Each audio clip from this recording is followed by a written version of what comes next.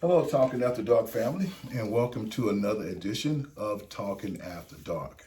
I apologize for not making this post on last Wednesday, as I am normally scheduled to do so on Wednesdays at 8.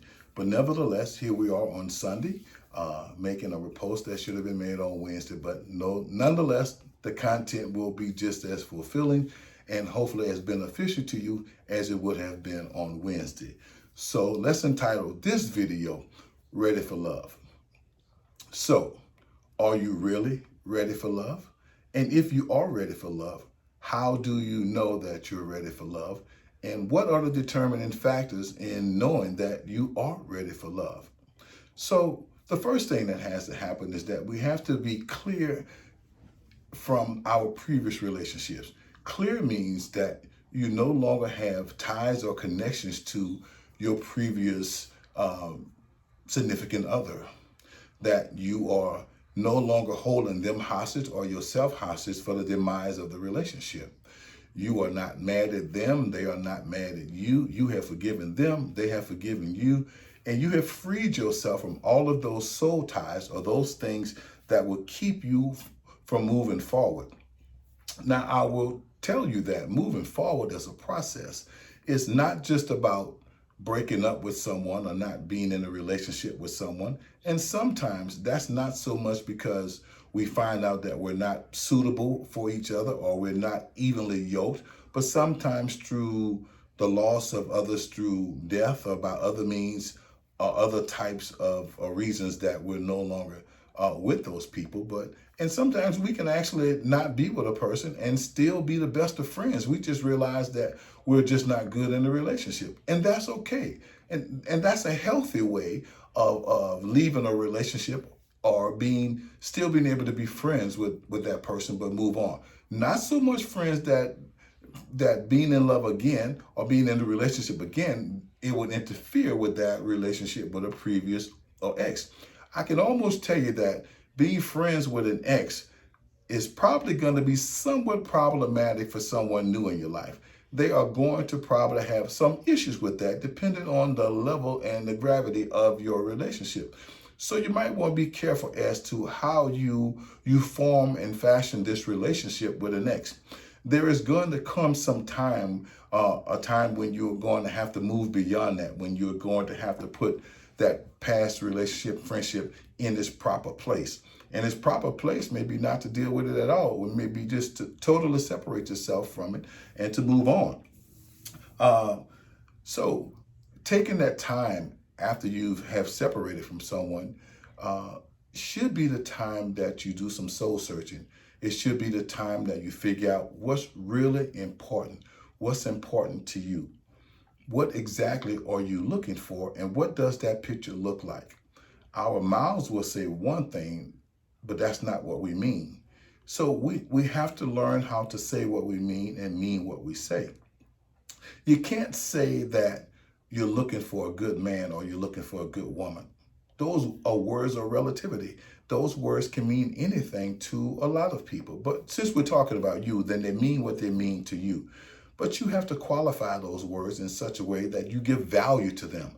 And the value principles are such that you give life and meaning to these words because they are based upon some requirement of yours that you are looking for the other person to have.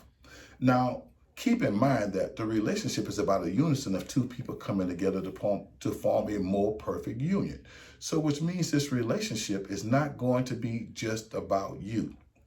So, you ask yourself, the things that you're asking for, are they reasonable or are they selfish?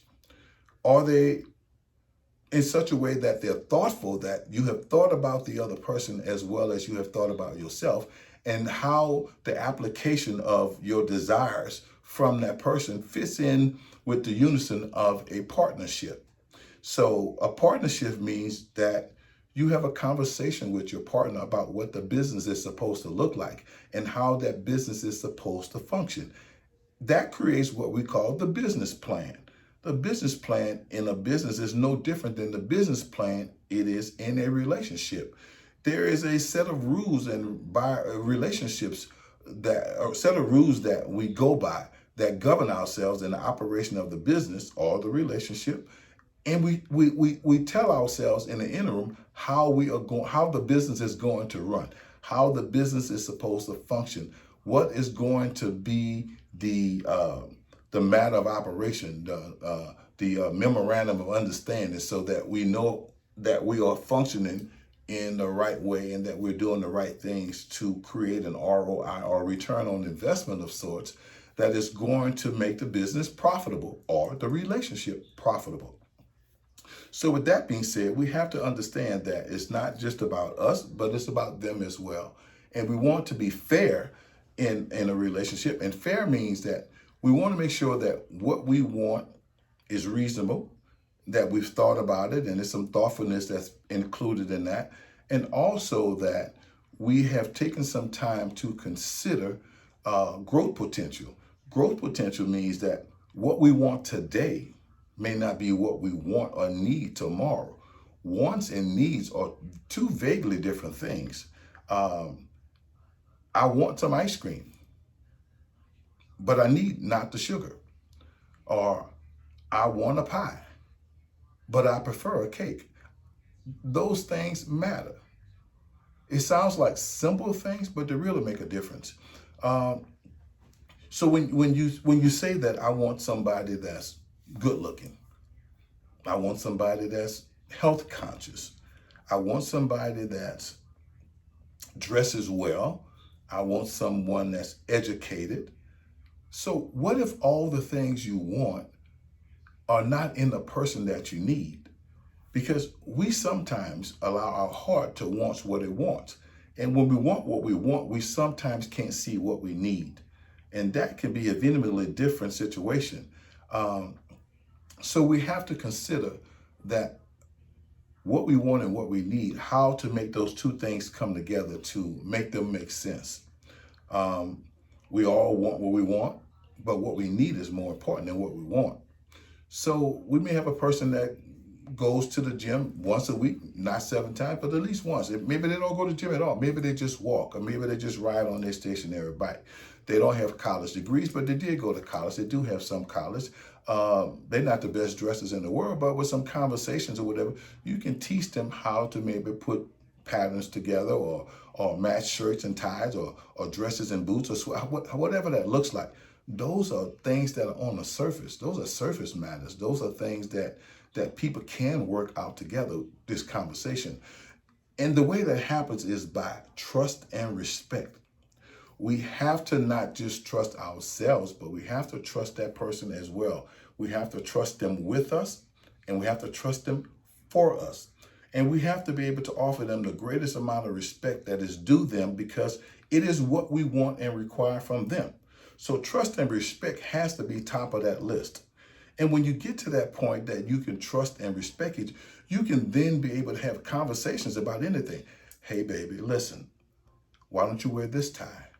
Hey, baby, listen, why don't you wear this dress and not that dress? Or something like that, and not be offended by it, or not think that someone is trying to change you. But remember, you're talking about two different people coming together to perform a more perfect union. So that means there's going to be some compromising.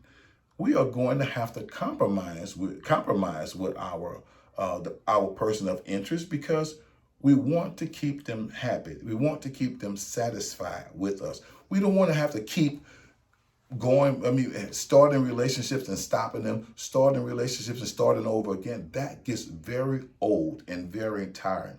And what it does do, it makes people feel like that the price of love is just not worth it.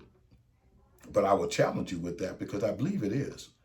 I believe that the opportunity to find love and to find the right person for you is the greatest opportunity for you to be your best, for you to have that ride or die person for you to have that support system, for you to have that person that has your best interest, that you can live, learn, love, and grow together, because the evolution of the two of you is going to be your greatest asset.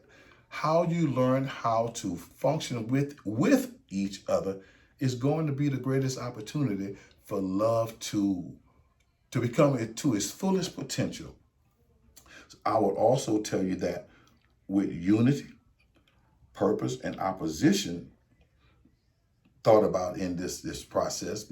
And I use the word unity, and I use the word purpose and opposition for a reason. And the reason is that, as I think about it, is that when you first realize that it is actually love that you're looking for, you have to have a unity of sorts with God. You have to have had this conversation with God about become one with him about what you want and what you're looking for and what your desires are and what you're asking God to provide for you.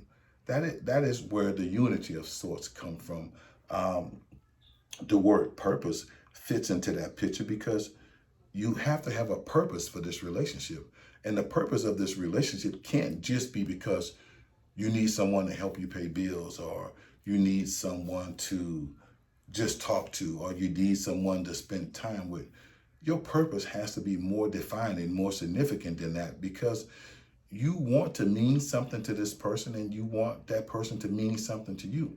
And hopefully what you mean to each other is great enough and good enough that it will take you to your eternal resting place. Society says today, man, that relationships require too much work, and they should require too much work. The work is that part that helps you to become one. The work is that part that helps you to figure out each other, to know each other, and to become one with each other. Certainly, if you're not willing to do the work, then there's really no need to be ready for love or anything else. You're just not looking for love. You're just looking for someone to spend some time with and do some things with, a companionship of sorts, just a friend that you can just do things with. But if you're looking for love, hopefully the love that you're looking for is an eternal love. I would think that at this age and stage of our lives, and I'm talking to that 40, 50, 60-year-old crowd, that we, by this point, we should have been through some relationships and been through some things that should cause us to think differently, that should cause us to see life differently and to know more about what we want and what we need in our lives. And if we do know those things, then we already recognize the oppositions to the favorable things that we want. Because anything that's good and anything that's positive, the enemy always comes in and sticks his ugly head in your business. The enemy always tries to take you off your platform when you try to be about the right thing, when you try to do the right thing. We have to fight that opposition at all costs. Even just simply watching television, watching certain sitcoms, listening to certain fashions and groups of certain people or friends about what love looks like for them, or what their situations are. We sometimes try to apply those things to our own relationships, our own situations. You should never do that, because what they are experiencing has nothing to do with you. What God has set aside for you and what you're looking for and what you need in your life is completely unto you and to the other person that's involved. I tell you that in as much work as it is required for a relationship, it's a beautiful thing when you get it right. It is a beautiful thing when you enter into that relationship with the right intentions, with the right purpose, the right motives, the right mindset. That relationship can be everything that you want it to be. But you have to be like-minded. Not just you, but the other party as well has to see things just as you do. Does that mean that you're going to agree on everything? Absolutely not, because you won't. But what it does mean, at least you are amenable to change. You are not fixated on just what's important to you or what you want. You are also interested in what's important to the other person, and you do your level best to ensure that you are doing your part to deliver unto them that which they need from you, because there are things from them that you need that are going to make you whole and collectively make the relationship just what you guys need it to be. I would challenge you that with unity, purpose, and oppositions, with that understanding, and with conversations about those things, you know what you're up against. You know what you're dealing with. You know what you can do together, what you're able to compromise on. And you know those things that you are not subject to change on, that you won't compromise on. And even as it comes to change, you don't have to accept the fact that someone's trying to change you, or maybe or not so much so that they want to change you at all. But I think that you or we should be smart enough to know when it's time to change or when the situation is conducive enough for us to do something different that is going to make our relationship what we need it to be, then we should be able to make all those changes that is going to yield to us the return on our investment. We shouldn't have to worry about whether or not a person is trying to change us, because we should be willing to make whatever changes it's going to take to make this relationship the most effective that it can be. Trust is one of those big things that I hear all the time. People say, well, we just can't trust anybody. I will tell you through my own situations, my own learning and just dealing with one relationship or another, or just growing up and moving up in life with a level of understanding to meet the need of what my requirements are or what those might be from someone else, is that trust yourself. Don't worry about trusting someone else. Trust yourself to make the decisions that will put you in the situation that you want to be in.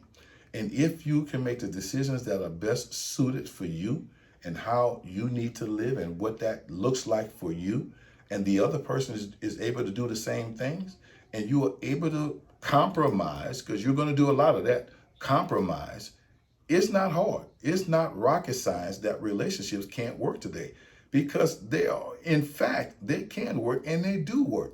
But when you fill your mind with all these other things that are outside of your relationship, the sitcoms, the conversations from friends, family and friends and others, social medias, and all these other things that will sway your attention in different ways and direction and cause you to see things differently, I can assure you that it is not like that. Whatever you are willing to put in it, that is what you should expect to get out of it. Trust and believe that relationships are God sent. They are for a reason and they are for a purpose. Every relationship may not lead to a matrimonial affair, because most people nowadays see marriage as an enemy, and they think that it's too much work, and they have no intentions or no idea of moving in that direction. But be purposeful and intentional in whatever your needs are, and be open and honest and transparent with the person that you want to be with. Make sure that they understand what that picture looks like for you, and you understand what it is to them, so that you guys are on one accord. And like I said, you can have a lifelong relationship, and marriage does not have to be a part of that. But remember, it's what you want and it's what God says we should have. So what works for you? What you want and what you need, or what God wants and wants for each of us in our lives and in our living. So you have to make that decision. But I will tell you what, each of us are different, and we come with our own baggage and we come with our own luggage. Finding someone to help you carry that luggage, to carry that baggage, someone that can take all of your broken pieces and your perfect pieces, if they are able to accept that, that is the person for you. That is the person for you. What else are you looking for? Not everybody today is going to help you carry your luggage or your baggage, whatever you want to call it. And they are no longer interested in your broken pieces or your perfect pieces, because they have their own agendas. But when you find that person that is willing to accept you with all your faults and frailties, all your perfectness, and all those things about you that make you who you are, when you find that person, you are ready for love. So listen, this has been Talking After Dark, an opportunity for you to have shared, for me to have shared with you. And I look forward to your feedback concerning the conversation at hand. I think there should be plenty of comments about this, because many of us have our own ideas about what we think that picture looks like. So take some time and maybe even listen to it twice if you have to, and consider where you are in your stance, in your position about being ready to love, about moving on, about having prepared yourself for a new relationship, about having deposed yourself of those things of the past to make yourself ready for the new relationship or the new person in your life. Because what they do deserve is your undivided attention and void of past associations or affiliations. So what they do need is all of you, as you need all of them. Talking After Dark. Remember to like, share, and subscribe. Looking forward to seeing you on the next one. Take care.